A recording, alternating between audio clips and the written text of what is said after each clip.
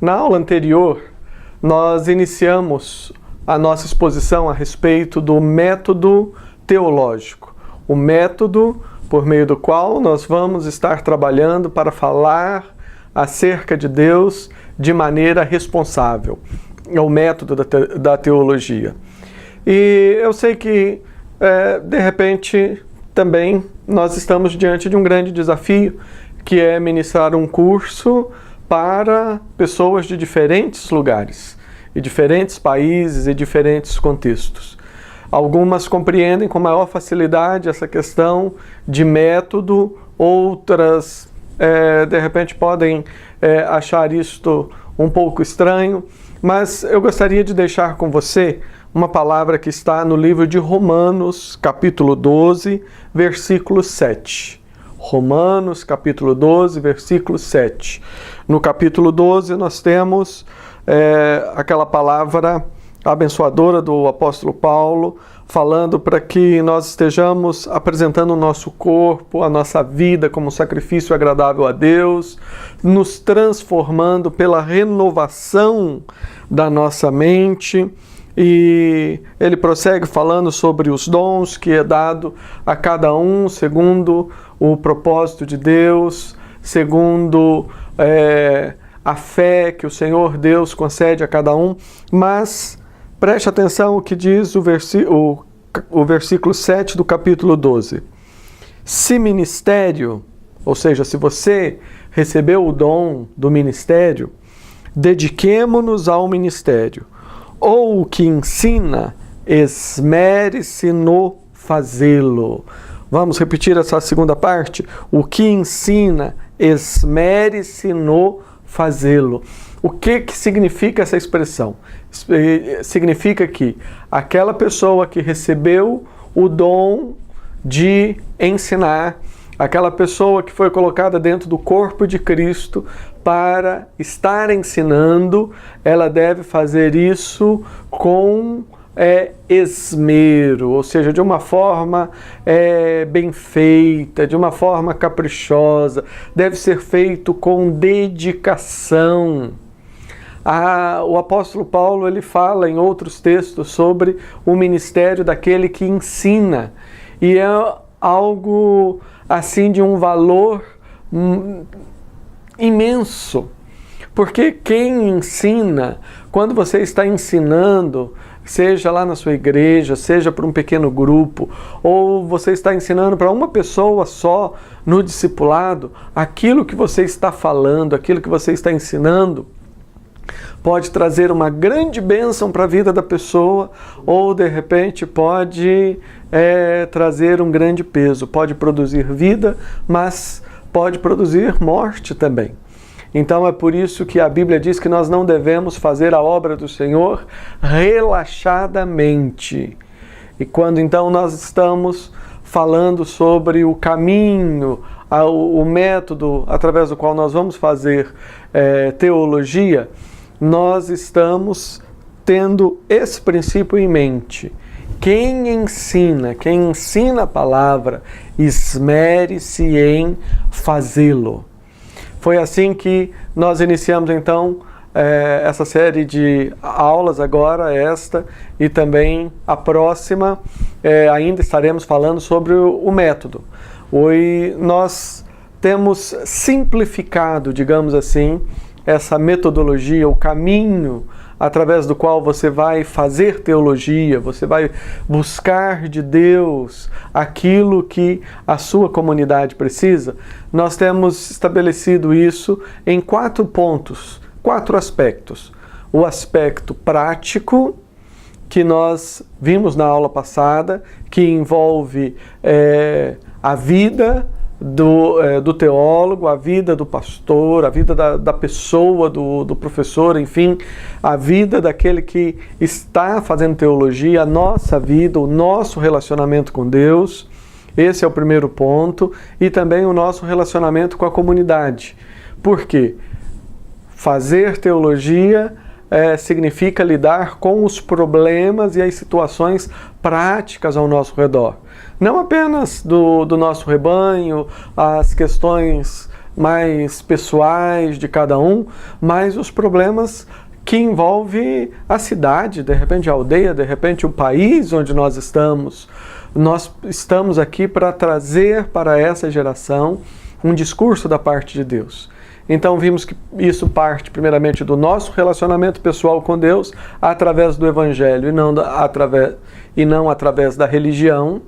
Nós fizemos a distinção entre Evangelho e religião e vimos que isso envolve o nosso relacionamento com a comunidade. Hoje nós vamos ver o segundo aspecto, que é o aspecto racional. E ao falarmos do aspecto racional, nós vamos estar destacando 3 pontos nessa aula. Primeiramente, estaremos vendo a questão da lógica, que é uma questão aparentemente filosófica, mas que tem muito a ver com a Bíblia. Quantas vezes você já ouviu alguém fazendo declarações sobre Deus que você procura na Bíblia e você não encontra? Você lê um livro e vê, a pessoa fala tanta coisa, mas você olha e não encontra. E o problema está aí, que as pessoas às vezes elas estão se apoiando não na Bíblia e ficando com aquilo que a palavra de Deus diz, mas estão acrescentando através da lógica e do raciocínio filosófico coisas que não estão na palavra. Então vamos ver a questão da lógica, vamos ver a questão do paradoxo, que são aparentes contradições que existem na Bíblia, pontos de tensão, mas que existem exatamente porque Deus é muito maior do que a nossa maneira de compreender. E finalmente vamos estar vendo a questão do uso da cultura para conhecermos então aqueles problemas que nós estamos lidando. Eu gostaria que você mantivesse em mente Romanos 12, 7. Aquele que ensina, esmere-se em fazê-lo. Quem ensina, esmere-se em fazê-lo. Preste bem atenção, valorize essa aula, esses conceitos, porque isso vai ser de um valor muito grande em toda a sua caminhada como estudante para compreender a palavra, para compreender outros livros que vão falar a respeito da palavra e, acima de tudo, para você agradar o coração de Deus. Agradar o coração de Deus. Desempenhando o seu dom, o ministério de ensino, como a própria palavra nos recomenda. Aquele que ensina, esmere-se em fazê-lo. Vamos desempenhar a nossa função como professores, como educadores, como pessoas que falam de Deus. Vamos fazer isso de uma forma que agrade o coração do nosso Senhor. Vamos falar agora a respeito do aspecto racional do método teológico, iniciando com a questão da lógica. A questão da lógica. Aqui nós estamos falando a respeito de algo que é muito comum no nosso dia a dia. Na verdade, todos nós usamos esse tipo de lógica até sem percebermos. Essa lógica foi desenvolvida, esse princípio que nós vamos colocar para você, tentando fazer isso da forma mais simples possível, foi estabelecido pelo filósofo grego Aristóteles. E foi no seu período que os filósofos desenvolveram aquilo que nós conhecemos hoje como silogismo. Não se preocupe, a palavra pode parecer meio complicada, mas a coisa é tão simples que você usa no seu dia a dia. O que é esse silogismo? Silogismo significa que você tem uma ideia maior, um conceito maior, e tendo esse conceito, você deduz ideias menores. Parece complicado? Deixa eu explicar. Você está na sua casa, olha pela janela e vê que está chovendo. Eu pergunto, você precisa sair lá fora, ficar debaixo da chuva, se molhar, para daí então voltar para dentro de casa e pensar, olha, está chovendo, eu preciso de um guarda-chuva. né? Ou de alguma coisa para me proteger. Você faz isso? Não. Você olha, está chovendo, você já sabe que chuva molha, então você sabe, bem, a chuva molha. Se eu sair lá, eu vou ficar molhado. Então eu preciso sair para trabalhar ou fazer alguma coisa, então eu tenho que me proteger. Pegar um guarda-chuva, uma capa. Quando você olha para fora, vê que está chovendo e simplesmente pega e se protege, você está usando lógica. Você sabe que a água vai molhar. Quer ver um outro exemplo? Nós poderíamos dar muitos exemplos, mas eu quero aqui apenas tratar de maneira breve o assunto. Vamos imaginar uma construção. Alguém vai construir um prédio de vários andares. Eu pergunto, vamos imaginar que alguém tem aí a ideia de fazer o seguinte: olha, eu vou construir um prédio de 10 andares e vou usar apenas areia e água. Eu vou molhar a areia e a água e vou colocar e vou levantar um prédio. Eu pergunto, alguém faz esse tipo de coisa? Não. E você vai falar, não tem lógica. É claro que não tem lógica. Você sabe que para construir o prédio você precisa pegar água, cimento, concreto, ferro, um monte de coisa. Você não precisa tentar construir um prédio só com areia e água para saber que ele não se sustenta. Você está percebendo? A lógica faz parte do nosso dia a dia, certo? Por exemplo, um médico. Digamos que alguém sentiu lá uma dor, um problema de apendicite. Ele vai no hospital passando mal e com urgência, e quem o atende ali no pronto-socorro vê que o caso é um caso grave, precisa de cirurgia, simplesmente pega a pessoa e encaminha para o setor de emergência e vai para a sala de cirurgia. Faz os exames, etc. e encaminha. Entra o cirurgião, veja só, o cirurgião nunca conversou com o paciente, nunca almoçou com o paciente, nunca foi na casa dele, nem nada, mas ele pega vamos imaginar, o bisturi, o instrumento, e corta exatamente no lugar onde está o problema, e ali ele retira e faz o que precisa. E nós perguntamos, mas como é que ele, mesmo sem conhecer a pessoa, ele foi, cortou e fez, enfim, o que era necessário? Por causa da lógica. Esta é a lógica de Aristóteles. Isso é silogismo. Pois bem, nós usamos a lógica em todos os dias e em todos os momentos. Mas agora preste atenção, tem uma área do conhecimento onde esse tipo de lógica ele atrapalha, onde esse tipo de lógica não funciona, e é exatamente na teologia, certo? Quando nós falamos do aspecto racional do método teológico, nós não estamos querendo nos referir à lógica de Aristóteles, racional no sentido de usar a lógica. Por que não podemos usar a lógica quando nós estamos falando de Deus? Por duas questões muito simples, até certo ponto. Primeiramente, a lógica funciona quando um determinado fenômeno se repete. O caso da chuva. A lógica funciona porque desde que mundo é mundo, a chuva cai e a chuva molha. Então se repete, as pessoas já sabem. No caso do médico que vai fazer a cirurgia, quantas pessoas ele já fez a mesma cirurgia?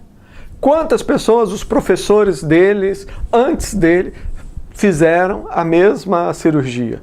Porque o ser humano, eu, você, nós somos, vamos dizer, fenômenos que se repetem. Existem milhares de seres humanos. Então você pode comparar um com o outro. Então, primeira coisa, para que você aplique esse tipo de lógica, o fenômeno tem que se repetir. Já vamos chegar no ponto que se refere a Deus. Por outro lado, para que você aplique esse tipo de lógica, você tem que ter o máximo de conhecimento sobre aquele fenômeno. No caso do médico. Ou seja, quanto conhecimento a medicina já tem sobre o corpo humano. Então é por isso que os médicos conseguem fazer cirurgias tão delicadas. Naquele outro exemplo que eu dei a respeito do prédio, né, que alguém de uma forma tola poderia tentar construir utilizando apenas água e areia. Ou seja, há quanto tempo os engenheiros e construtores eles trabalham e edificam, certo? Então eles já têm todo um conhecimento sobre engenharia. Então é exatamente por isso que com Deus a lógica não funciona. Por quê? Primeira coisa, Deus ele não é um fenômeno que se repete. Deus é único. Há um só Deus, a palavra de Deus nos diz, há um só Deus, um Deus triuno, há um só Deus. O próprio Deus nos conclama, fala conosco na sua palavra, dizendo: a quem vocês poderão me comparar? Ou seja, Deus ele é incomparável. Não existe um outro Deus. Deus ele é um Deus incomparável. Eu não tenho um meio de comparação. E Deus, ele é infinito na sua grandeza.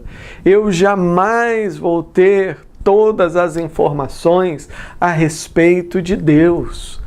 Eu tenho as informações que Ele me revela e que são necessárias para que eu me relacione com Ele.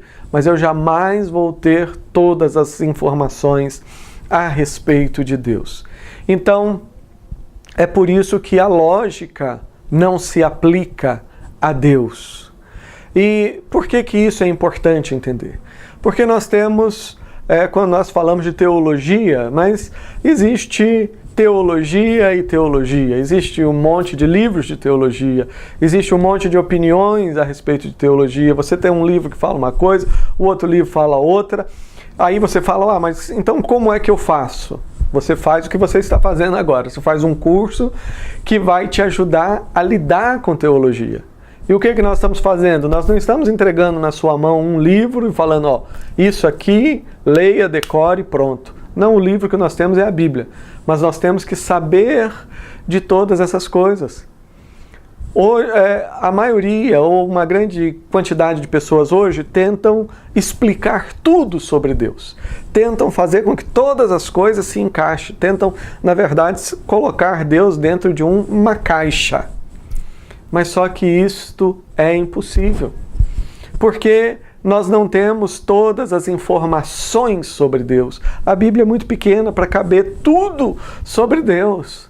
Ela é grande o suficiente para me conduzir ao relacionamento com Deus, como um Pai amoroso, um Deus salvador. Mas as informações todas nós não temos. E é por isso que muitas vezes as pessoas elas usam a lógica. Então, estão estudando uma passagem e estão verificando que ali falta alguma coisa e vai faltar sempre para poder fechar, né, a caixa. Ou seja, a Bíblia nunca vai dar todas as informações sobre Deus. Nós veremos isso daqui a pouco na questão do paradoxo. Então o que a pessoa ela usa? Ela usa a lógica.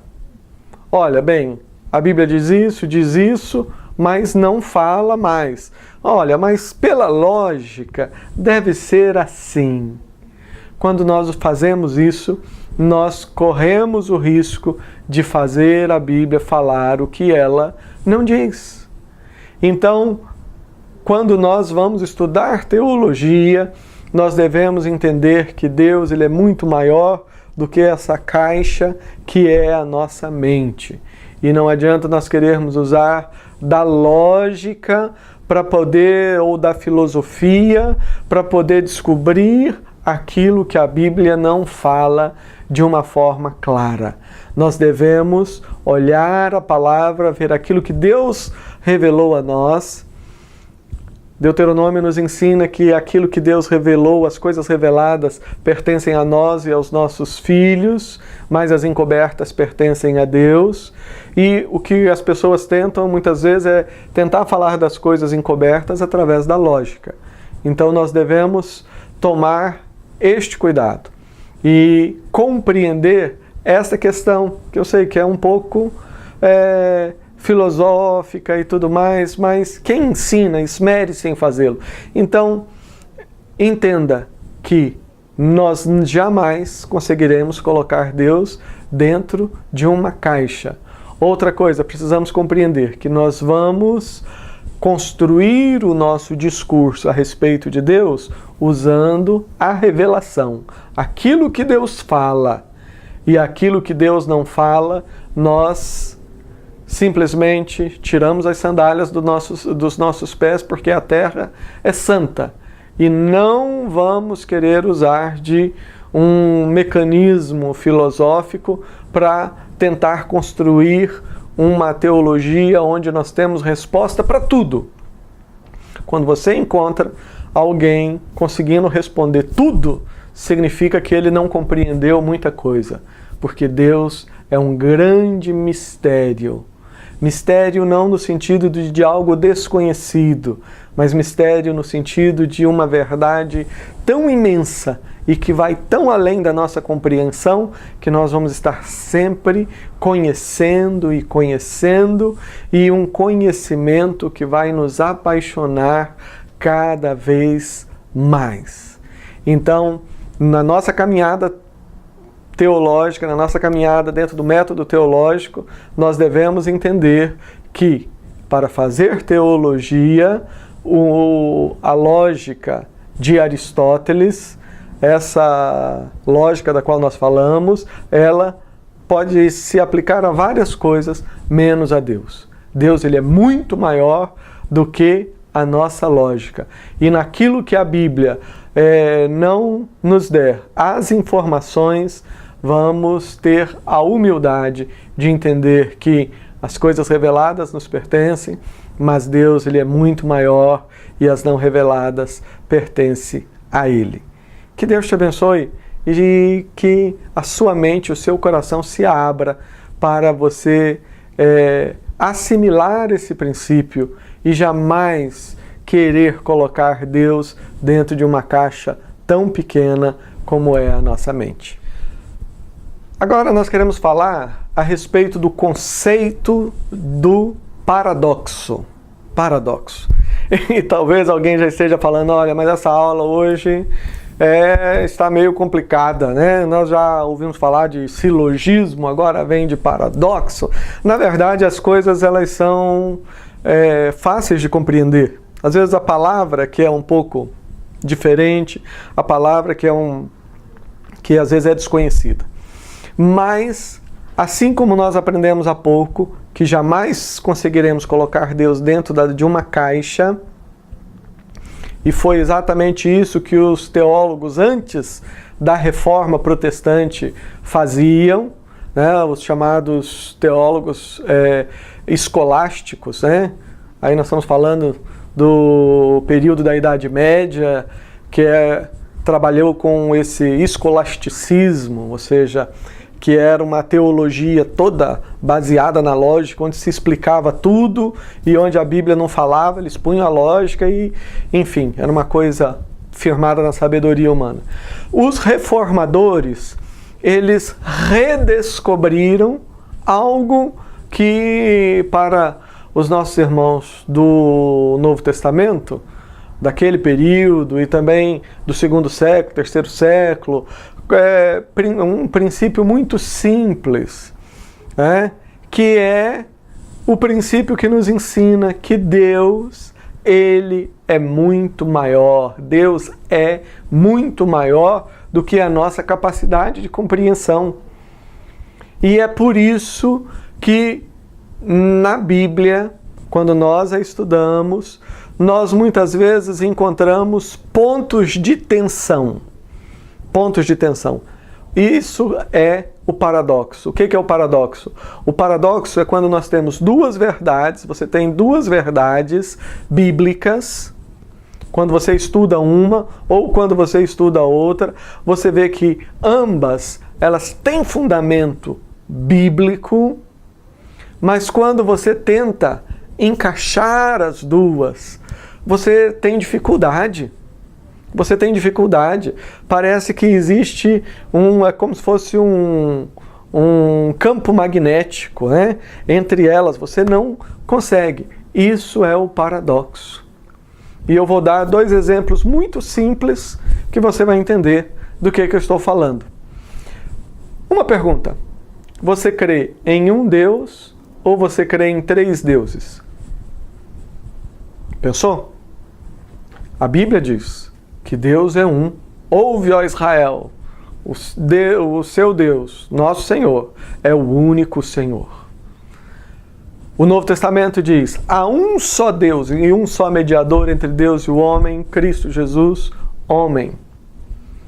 Nós vamos ver na próxima matéria de Cristologia e vamos ver que o Cristo, o Messias, ele era homem, mas também Deus. Mas vamos deixar a questão de Cristo, que esse é um outro exemplo de paradoxo. Mas a Bíblia nos fala de um Deus apenas. Nós não somos politeístas de crer em vários deuses. Nós não cremos também numa equipe de deuses. Não, são 3 deuses. O Filho é um Deus, o Pai é outro Deus e o Espírito Santo é outro Deus. Não, nós não cremos numa equipe de deuses. Nós cremos em um Deus apenas. Mas um Deus que é ao mesmo tempo, que é único, mas que tem dentro do seu ser uma pluralidade. Ele é um, mas ao mesmo tempo ele é Deus Pai, é Deus Filho e Deus Espírito Santo. 3 pessoas distintas, iguais em poder, honra e glória. Aí eu pergunto, como é que você me explica isso? Como é que Deus é um e ao mesmo tempo subsiste em 3 pessoas? As 3 pessoas são distintas. Isso nós vemos claramente quando Jesus sai, né, da água do Jordão após o batismo, e a Bíblia nos descreve aquela cena dizendo que Jesus, o Filho, está sendo batizado. Sobre ele, na forma de uma pomba, vem o Espírito Santo. E do alto ouve-se uma grande voz, a voz do Pai, dizendo: Este é o meu Filho amado, em quem eu tenho o meu prazer. Nós temos ali Deus, um só Deus, mas ao mesmo tempo nós temos 3 pessoas distintas. A Bíblia nos ensina que o Pai é Deus, nos ensina que o Filho é Deus e nos ensina que o Espírito Santo é Deus. E é uma pessoa, não é uma energia, é Deus. O que nós temos aqui? Nós temos aqui um paradoxo. Nós temos verdades que, quando são estudadas separadamente, você vê que elas são bíblicas. A verdade de que só há um Deus é bíblico. É bíblico. Deus, ele se revela como sendo um só Deus. A verdade de que o Pai é Deus, a Bíblia nos fala. Que o Filho, Jesus, é Deus, está ali. 1 João 1:1. No princípio era o Verbo, e o Verbo estava com Deus, e o Verbo era Deus. E no versículo 14, o Verbo se fez carne, Jesus é Deus, é a divindade de Jesus. E o Espírito Santo? O Espírito Santo não é uma energia, ele é Deus também. Então veja só, são na verdade 4 verdades. Nós temos a verdade de que o Pai é Deus, temos a verdade que Jesus é Deus, que o Espírito Santo é Deus e que não são 3 deuses, é um Deus apenas. Eu pergunto, como é que você encaixa isso? Nem tente. Nem tente, certo? Porque isso é algo que vai muito além da nossa mente. O que nós temos aí? Um ponto de tensão, um paradoxo. O que nós devemos fazer diante do paradoxo? Nós devemos simplesmente pegar as verdades bíblicas sem tentar fazer aquela caixa. A Trindade, ou esse conceito do Deus triuno, é um exemplo clássico disso. Ou seja, nós temos um Deus que subsiste em 3 pessoas, mas nós não conseguimos entender como que é isso. É um paradoxo. Vou te dar um outro exemplo de paradoxo, para você compreender que isso é algo que está muito presente nas Escrituras. Quando nós falamos, por exemplo, das duas naturezas de Cristo. Jesus, ele é Deus ou é homem? As duas naturezas de Cristo. O que nós sabemos através da própria Bíblia é que Jesus é 100% Deus.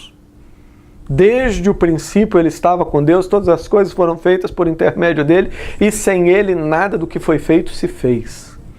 Jesus ele não foi o primeiro anjo a ser criado. Não, Jesus é Deus. Porque se ele não fosse Deus, ele não conseguiria levar o peso de todos os nossos pecados e receber sobre si a ira de Deus. Ele é Deus. Se nós retirarmos a divindade de Cristo, o plano da redenção, ele se desmorona. Mas a Bíblia diz, Jesus é Deus, é Deus. Mas é Deus que se fez carne. E se fez carne não misturando a natureza humana e a divina, não fazendo uma composição, como quando, por exemplo, você pega no mesmo copo e põe o café e o leite, e daí a pouco você não tem nem café nem leite, você tem uma outra coisa. Não foi assim. Jesus é ao mesmo tempo 100% Deus e 100% homem. Nós vamos ter a matéria de cristologia para discutirmos isso e conversarmos mais sobre isso. Mas no momento eu estou colocando isso só como um exemplo de paradoxo. Paradoxo.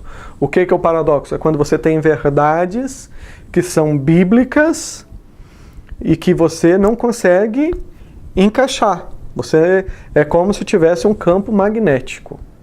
Então, se você gravar isso na mente, isso vai facilitar muito a sua leitura e o seu entendimento da Bíblia. Se você entender que nas Escrituras nós temos muitos paradoxos, ou seja, nós temos muitas questões, certo? Temos muitos pontos nos quais nós temos um ponto de tensão. Um outro exemplo é quando nós falamos na soberania de Deus e na responsabilidade do homem. Temos aí um paradoxo. Deus, ele é soberano? É soberano. E alguém pergunta assim, mas nós temos que saber até que ponto vai a soberania de Deus. E o que nós falamos é que isso é uma pergunta errada. Porque se a soberania de Deus vai só até um ponto, então ela não é soberania. Soberania de Deus implica que ele tem controle sobre tudo, até o cabelo da cabeça não cai se ele não permite. Ele tem controle. Paulo, conversando com os filósofos lá em Atenas, Atos capítulo 17, ele diz que em Deus nós vivemos, nos movemos e existimos.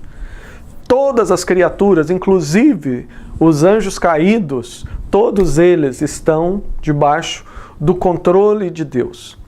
Deus, ele é totalmente soberano. Mas, então, se Deus é soberano, e onde está a minha responsabilidade? Não, eu também sou responsável. Eu sou responsável pelas minhas atitudes, por aquilo que eu faço, etc. Mas como é que a gente vê essa questão da responsabilidade, da soberania? O que nós temos aqui? Um paradoxo. Duas verdades que são bíblicas. Duas verdades que são bíblicas. A soberania de Deus é bíblica. A responsabilidade do homem é bíblico. Então, o que nós devemos? Nós devemos reter as duas, ainda que às vezes nós não consigamos encaixar para fazer aquela caixinha quadrada da teologia filosófica e cheia de lógica. Eu gostaria de finalizar essa parte falando do paradoxo, dando um exemplo que eu creio que é possível que para a maioria das pessoas vai ser fácil de assimilar. Antigamente, eu me lembro no meu tempo de adolescência, isso lá pelos anos 70, né? Talvez muitos dos alunos aí nos anos 70 não tinham nascido, né? Mas naquela época, os aparelhos de som, por exemplo, um toca-fita, ele tinha 2 botões. Ele tinha um que ligava e dava volume, e tinha um outro botão que era o botão do tom. O que era o botão do tom lá no toca-fita, no aparelho de som? Era um botão que regulava o grave, o som grave ou o som agudo. Então você só tinha essa opção no seu aparelho de som. Ou deixar o som grave, ou deixar o som agudo. Era uma coisa chata. Ou é grave ou é agudo, ou é uma coisa ou é outra. O que a gente fazia? A gente deixava mais ou menos no meio e ficava a música sem graça. Nos anos 80, final dos anos 70, anos 80, aí se tornou popular, inventaram o famoso equalizador. O equalizador de som, aí sim, ele tinha vários botões. Eu sei que para as gerações mais novas pode ficar difícil até entender o exemplo, porque hoje os aparelhos eles já têm essa equalização de som automática. Mas naqueles dias, primeiros tempos, eles criaram o equalizador. Você mesmo, agora você já deve ter visto, por exemplo, uma mesa de equalização de som grande, onde tem vários botões. E o que acontece? Você não precisa mais escolher entre o grave e o agudo. Você pode pegar todos os botões e mexer como você quer. Se você quer ao mesmo tempo escutar todos os sons graves e todos os sons agudos, você coloca. Você não precisa mais escolher uma coisa e outra. O conceito do paradoxo é semelhante a um equalizador. É como se agora você tivesse na sua mão um equalizador. Você não precisa ficar lendo a Bíblia só com um botãozinho. Ou Deus é 3 ou é 1. Ou Cristo é homem ou é Deus. Ou Deus é soberano ou o homem é responsável. Não. Agora nós podemos, quando nós entendemos que existe realmente esses pontos de tensão, você pode ler a Bíblia como quem está usando o equalizador. Tem dias que eu leio a Bíblia e eu estou precisando de conforto, então eu quero ver a soberania de Deus. Então eu leio a palavra e vejo todas as verdades que falam sobre a soberania de Deus. Deus é soberano, aleluia, é maravilhoso e nada vai me retirar da sua mão, etc. Tem dias em que eu sinto que eu estou precisando tomar consciência, quem sabe, da minha posição, na minha caminhada. Eu preciso pensar mais na minha responsabilidade. Eu sei que Deus pode transformar o mundo, as situações, mas Deus ele usa pessoas pequenas e limitadas como nós. Então nesses dias eu leio a Bíblia e daí eu pego o botãozinho da responsabilidade humana e eu vou olhando e eu quero ver a responsabilidade. Então esse é o conceito do paradoxo.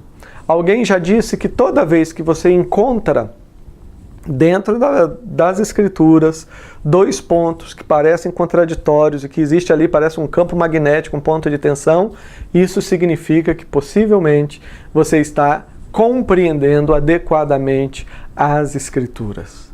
Creia, esse princípio ele é uma bênção e ele vai ajudar muito todos nós durante todo o curso a lidarmos com a palavra de Deus, podendo vê-la muito mais sonora, muito mais colorida. Poderemos mergulhar e conseguir muito mais profundidade na nossa reflexão bíblica. A partir do momento que você deixa de lado aquela tentativa de fazer uma caixinha quadrada e pôr Deus dentro da caixa e começa a entender que Deus ele é o Deus tão grande que é impossível ele revelar tudo de si mesmo, porque ele é infinito. Então ele revela alguns aspectos que são preciosos para nós e que nem sempre nós vamos conseguir fazer com que esses aspectos eles se encaixem.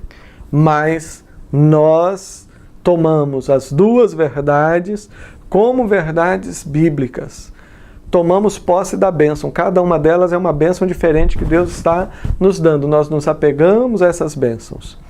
E entendemos também que conhecer a Deus dentro do conceito das Escrituras não é ter todas as informações sobre Deus para satisfazer a nossa curiosidade, mas conhecer a Deus significa nos relacionarmos com Ele. Então, mesmo sem ter todas as respostas e todas as explicações, aquilo que Ele nos apresenta e aquilo que nós aprendemos a respeito dele na Bíblia, nas Escrituras, é suficiente para que você tenha um relacionamento íntimo e profundo com o nosso Pai, com o nosso Criador. Finalmente, nós queremos falar agora a respeito do uso da cultura no nosso fazer teológico. Então, nós, dentro desse que é o aspecto racional da teologia, nós entendemos que não é lógica, nós compreendemos também que existe nas Escrituras, pela própria natureza de Deus, que é grande e é muito maior, infinitamente maior do que tudo quanto conseguimos imaginar. Por causa disso, existe isso, que são esses pontos de tensão que nós chamamos de paradoxo. São dois aspectos importantes. Mas agora eu quero falar sobre o uso da cultura. Quando nós começamos a nossa caminhada para fazermos teologia, nós partimos, primeiramente, do aspecto prático. Em outras palavras, um problema a ser resolvido. O segundo aspecto, agora, é usar o aspecto racional, no que diz respeito de usar a cultura e os elementos da cultura para conhecermos melhor esse problema, essa situação para a qual nós queremos dar a resposta. Então, o aspecto racional é o uso da cultura para compreendermos os problemas e as situações. E quando nós falamos em cultura, nós não estamos aqui nos referindo apenas ou simplesmente ao aspecto acadêmico, cultura como aquilo que você aprende lá na faculdade ou na universidade. Mas cultura, nós usamos isso aqui mais dentro do sentido antropológico, ou seja, cultura envolve tudo aquilo que faz com que os relacionamentos dentro de uma sociedade sejam da maneira que são. Cada sociedade tem as suas regras, cada povo tem, cada nação, cada povo tem a sua riqueza, tem os seus costumes, tem a sua história, tem os seus pensamentos. Não adianta, por exemplo, eu sou brasileiro, não adianta como brasileiro eu querer chegar, de repente, eu chegar num outro país, como Angola, ou Moçambique, ou Guiné-Bissau, ou Portugal, enfim. Não adianta eu simplesmente chegar com a minha mente de brasileiro e olhar a situação, às vezes, algum problema, e de imediato já querer dar respostas e resolver. Não. Se eu for colocado numa situação como essa, eu vou precisar primeiramente tentar compreender melhor a cultura, os pensamentos, como é que aquela comunidade vive, como é que ela se relaciona uns com os outros. É por isso que o que nós estamos fazendo, e eu peço que você ore pela Eternity and Grace University, nesse projeto de levar o conhecimento para o maior número de pessoas. Ore por nós, para que Deus nos dê graça e unção nesse desafio, porque o que nós queremos? Nós não queremos chegar e nós mesmos darmos as respostas para aqueles irmãos que vivem em outras cidades ou em outros países. Nós queremos ajudar você a compreender a Bíblia, aí você que já faz parte daquele ambiente, já conhece como são as coisas, e conhecendo mais de Deus, aí você vai conseguir resolver, vai conseguir fazer um discurso abençoador para aquele grupo. Mas vamos pensar, de repente você está na sua própria nação. O desafio não é atingir outra nação, está na sua própria nação, e de repente você tem um determinado problema, um problema social, você tem alguma pergunta, alguma questão. Hoje nós temos o problema da sexualidade, pessoas que têm dificuldade com essa área, nós temos o problema da pobreza, o problema da miséria. Ou seja, para você conseguir falar para alguém, você precisa entender o que essa pessoa está sentindo, está pensando. E é por isso que é importante você, então, usando as ferramentas da cultura, você procurar conhecer o máximo dessa situação que ela vive. Você, usando as ferramentas da cultura, você vai estar entrando no mundo dela e orientado por Deus, orientado pelo Espírito Santo, você vai conseguir compreender melhor o problema para então poder falar. Como é que nós vamos dar uma opinião sobre um assunto que nós não conhecemos? Como é que nós vamos chegar e querer dar uma solução para algo, para alguma coisa que me seja desconhecida? Eu não consigo isso. Mas eu posso, primeiramente, procurar conhecer o assunto, conhecer do que se trata, e depois, então, que eu estou conhecendo, aí vem o desafio, que é trazer a solução. Mas isso nós veremos na aula seguinte, na próxima aula, quando estaremos concluindo, então, essa questão do método, e vamos estar vendo, então, os aspectos relacionados à nossa pesquisa, através das escrituras, e como é que nós vamos então estar respondendo aos problemas. Mas diante de nós fica então esse grande desafio, o desafio de usar as ferramentas da cultura para conhecermos o problema, conhecermos o ambiente no qual estamos e conhecermos melhor o público, as pessoas que Deus vai abençoar através da nossa vida. Nessa aula, portanto, nós vimos o aspecto racional do método teológico e lidamos com 3 questões básicas. Primeiramente, a questão que envolve a lógica, e nesse momento nós falamos que Deus ele é muito maior do que a nossa capacidade de compreensão, e nós não vamos conseguir colocar Deus dentro de uma caixa, e aqueles que fazem isso apenas porque usam da filosofia e da lógica para fazer a Bíblia falar aquilo que ela não fala. É como se usasse a lógica para tentar fazer Deus nos falar aquilo que Ele não nos quis revelar.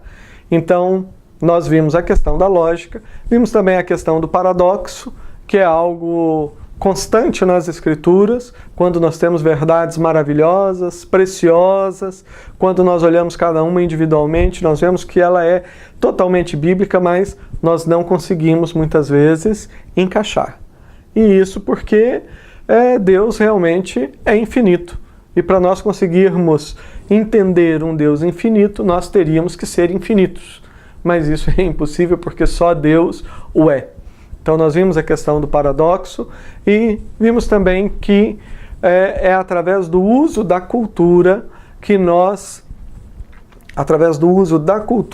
vamos compreender melhor os problemas ao nosso redor. Reflita sobre essas questões e lembre-se, aquele que ensina, esmere-se em fazê-lo. A caminhada de quem ensina nem sempre é cheia de de emoção, né? E de arrepios e de coisas assim.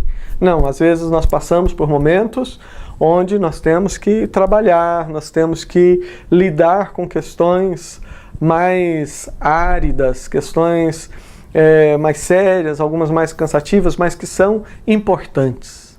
No decorrer do curso, né, não se preocupe se muito daquilo que nós falamos nessa aula em especial, você teve alguma dificuldade de compreender ou de entender qual que é a utilidade disso. Fique tranquilo.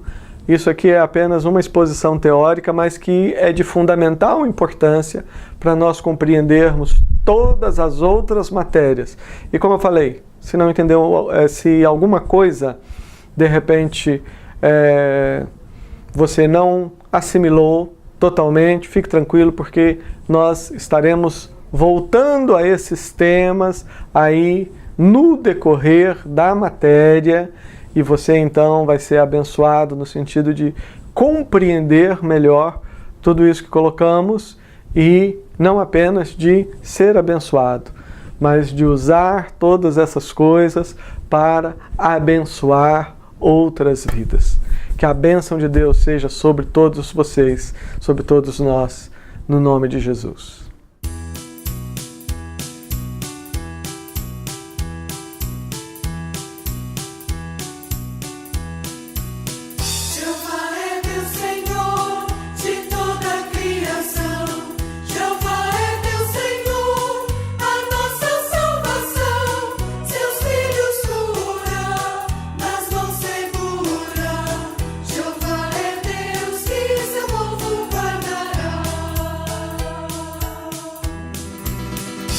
Deus o grande eu sou.